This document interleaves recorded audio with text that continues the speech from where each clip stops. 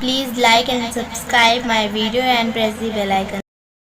अरे अरे काली जमुनिया तू फरी खेल टकी जा, तू फरी खेल टकी जा, तू जामुन तोहाई तोड़न पियावते अहक भर देखित नयन भर देखी हो। जामुन हमरऊ कहा जे जामुन मनली त फरी के लटकी गई, फरी के लटकी गई हो। पिया भेजी देहले 5 ठेकू जड़वा अपने नाही आवई हो। अरे अरे गैया के बछड़वा तू कुटा दौरी तोरी लेत हो। हमरऊ कहा जे बछड़ा मन लेत कुटा दौरी तोड़ी देहले हो।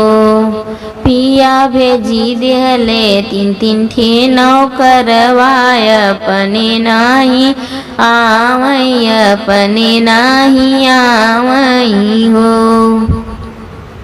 अरे अरे सासू महतरिया तू खो खो खो खो करई लग तू हो। हमरऊ कहा जे सासू मनलीत खो खो खो खो करई लागई हो। अरे पिया भेजी दिहले 2 बई दवाय अपने नाही आवई, अपने नाही आवई हो। अरे अरे काली जमुनिया तू फरी के लटकी जाती हो। जामुन तोहाई तोड़न पियवा अवते कबर देखित नयन भर देखी हो। Thanks for watching my video, friends.